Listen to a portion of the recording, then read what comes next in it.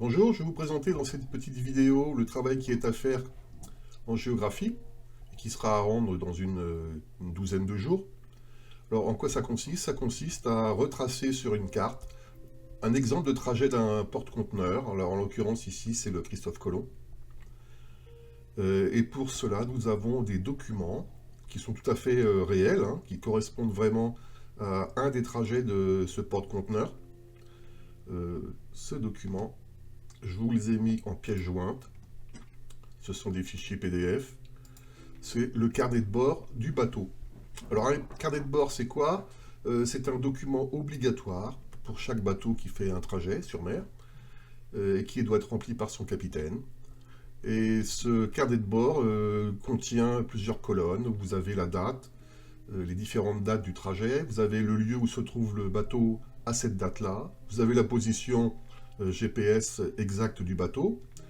Et vous avez éventuellement une colonne observation où le capitaine va noter s'il y a eu des chargements de matériel, s'il y a eu des ennuis, s'il y a eu des passages particuliers. Donc là, ça tient sur deux feuilles, ce trajet. Ici. La deuxième feuille contient un peu moins d'informations, mais enfin, c'est la fin du voyage. Donc là, en fait, vous avez l'aller-retour typique d'un de ces bateaux, là, de la compagnie française CMA-CGM. Là, j'ai barré, hein, évidemment, vous ne trouverez pas ça sur le blog d'histoire qui n'existe plus sur Illico. Mais bon, vous les avez sous les yeux maintenant, ces documents. Alors, vous allez faire ça comment et sur quoi? Alors, sur quoi? Sur une carte. Après tout, on veut faire apparaître un trajet, hein, aller-retour d'un bateau, avec ses différentes étapes. Donc là, je vous fournis, si vous voulez, un fond de carte. Sachez qu'on n'a pas besoin de l'océan Pacifique, donc inutile d'avoir les Amériques sur la carte, hein, il n'ira pas jusque là-bas. Si vous trouvez une carte un peu plus grande ou qui vous convient le mieux, eh bien prenez-la, hein. Moi je vous propose celle-ci, bon, elle est toute prête, il y a même un espace pour ici, si vous voulez mettre une légende, en haut pour mettre un titre.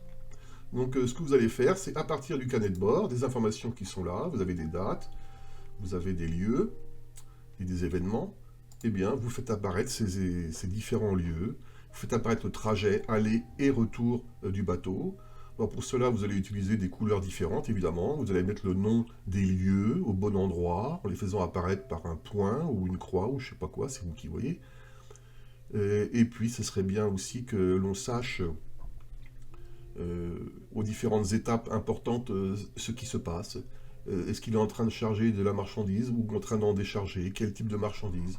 Et ce qui sera encore mieux, c'est que vous puissiez illustrer quelques étapes, pas toutes, parce qu'autrement ça va surcharger la feuille, hein, je pense.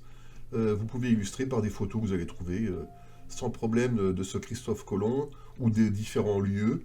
Hein. Je pense par exemple au détroit de Gibraltar ici. Ça serait sympa de pouvoir l'illustrer. Il y en a d'autres, hein, lieux comme ça importants, ou des grands ports de Chine, par une petite image, une petite photo. Alors, vous n'êtes pas obligé de rester cantonné à votre format A4. Hein. On peut très bien imaginer que vous mettiez les illustrations en dehors de la carte. On peut très bien mettre plusieurs A4 côte à côte et pouvoir ainsi avoir de la place pour mettre ces photos. Et puis les photos, on va les relier au lieu par une flèche, par exemple. Ce n'est qu'un exemple que je donne, hein, vous faites comme vous voulez. L'important, c'est qu'à la fin, on ait bien le trajet, on ait bien les étapes, on ait quelques informations sur ce que contient le bateau, ce qu'il charge, décharge, et que ça soit clair, qu'il y ait une légende, un titre. Alors, si vous êtes doué dans une autre façon de faire le travail, vous pouvez très bien le faire de façon informatique. Hein.